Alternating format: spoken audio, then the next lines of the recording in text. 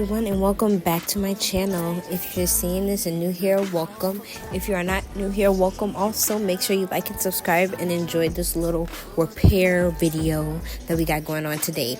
Today we got my mom coming in for me to repair her broken nail. She came in with a soaked off nail, and we're going for that nice stiletto shape, so we begin shaping it. But then I was like, is this how you do it? Is this how you angle the file to get that nice shape? But she's like, you know what, let's worry about that later and move on to get that shine off the nail to prep it for the acrylic and everything else. This was recorded a couple months ago when I was first learning how to do acrylic. And here we are just using a sanding bit to lightly go over her natural nail and blend in the nail tip into her natural nail so it could be a seamless blend to look as natural as possible.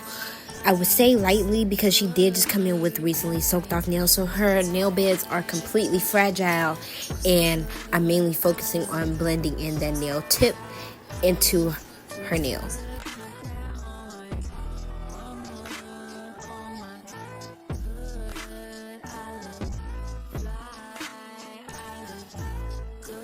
I maneuver between sanding bit and file because her nail bed is sensitive. The sanding bit may be too much, so we decided to go in manually to blend them in as well.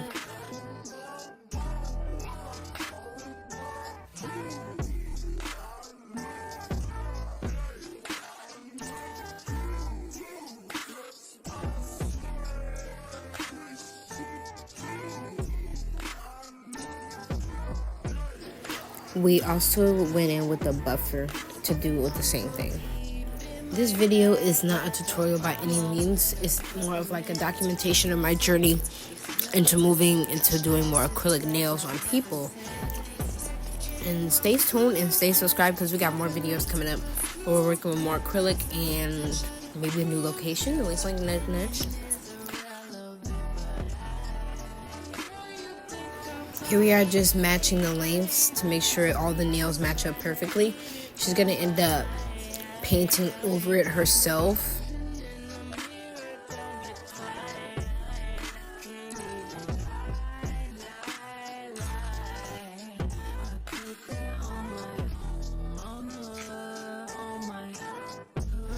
Here, I believe we added some alcohol to make sure it's all dehydrated and all that dust and stuff is completely out of the way for when we start to apply our acrylic, our primer, everything.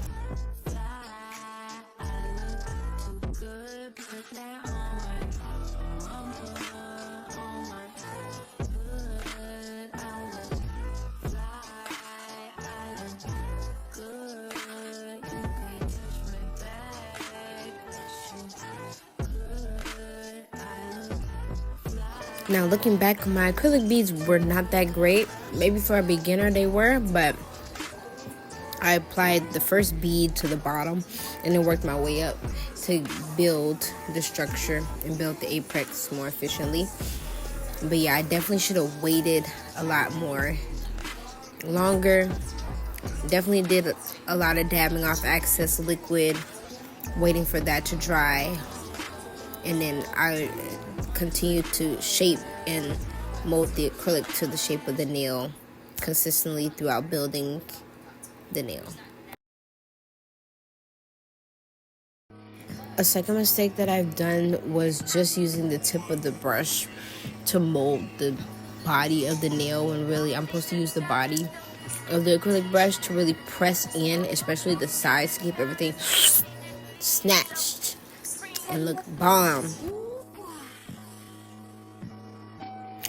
Once that was all blended out, I decided to go back in with another bead to where the nail tip and the natural nail are glued together. And I'm really packing on a bit more product than I did in the last bead, just to make sure that structure is there and we won't have, like when she's out and about in her daily use and she's using her nails, and that won't be so easily to break because it's supported by the glue and the acrylic, and also that proper proper preparation that you did before even gluing that nail tip on. This is another reason why I say use the body to secure the sides first to guide that bead down the nail, because you don't want to worry about your acrylic getting under the nail and you having to filing that away later. Now I'm applying that last and final bead a little bit towards the tip of the cuticle. I didn't want to flood that cuticle because that can access or lead to excess lifting, which we do not want, and we do not want contact dermatitis as well. So I'm making sure to quickly get that acrylic off her skin while also lightly pushing it up towards to look more natural. It may look bulky now. We later added a bit more acrylic because that's how she likes her nails. She likes them bulky because of the job that she has. So we just solidified and we kind of turned it to the side to check if that apex was there. You can see us building more of that apex right there. Again, just watching my sides and making sure that acrylic doesn't go anywhere. I should have pointed the finger down, but she didn't have much flexibility in her finger to begin with. So I should have just put the finger pointed down so the gravity could do most of the work of moving that acrylic, so I don't have to.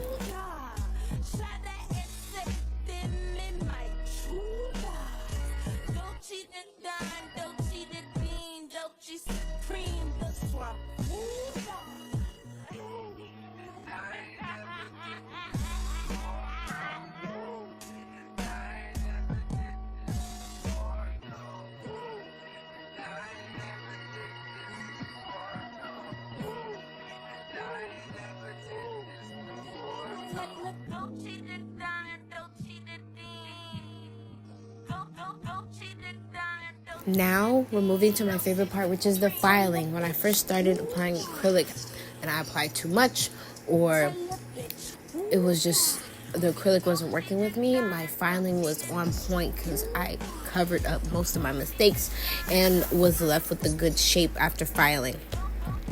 I mainly hit the spots to have similar shapes, so the side walls, and also dimming, like shaving down some of the excess acrylic that we didn't want.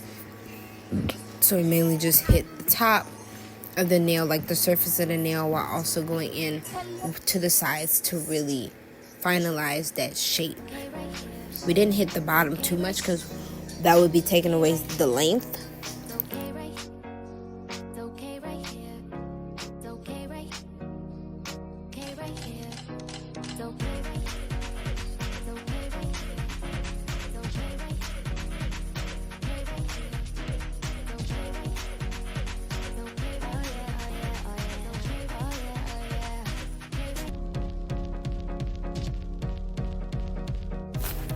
We just went in with the sanding bits to help lessen the time it takes to shovel down all that acrylic that didn't need to be there.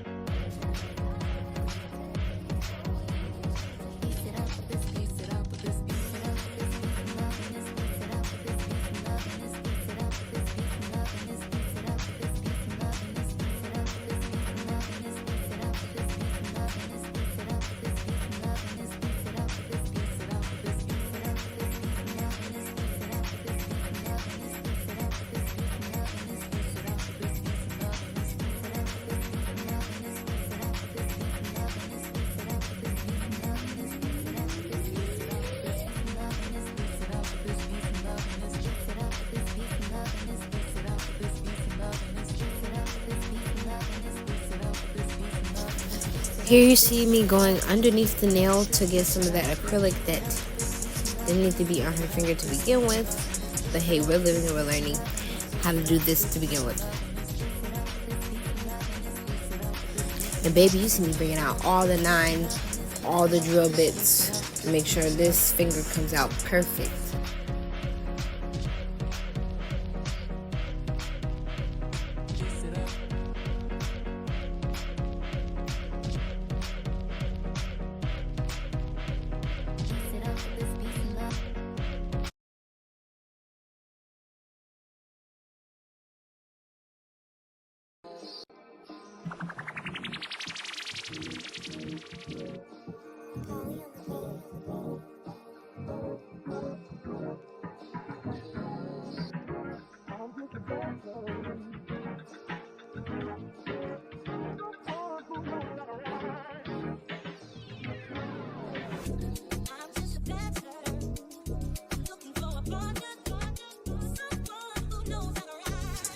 But now I'm going in with the cuticle bit just to make sure we're removing bulk from the cuticle area of her finger so it'll look more seamless.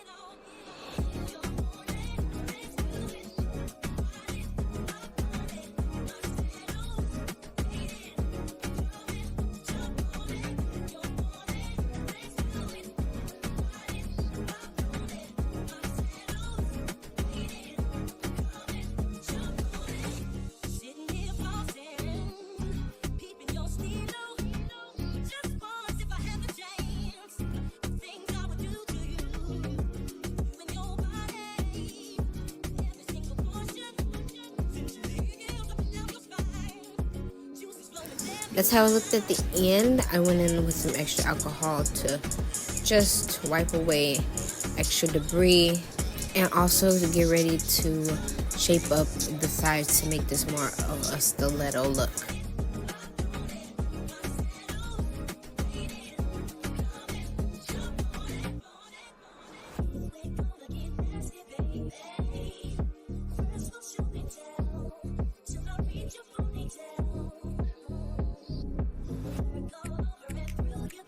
And of course, most of the work that I've done is off camera or you can't see it, but basically we made sure to shape up everything before she left.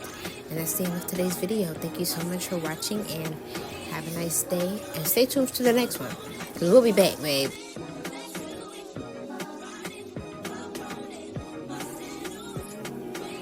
Shots to you right here.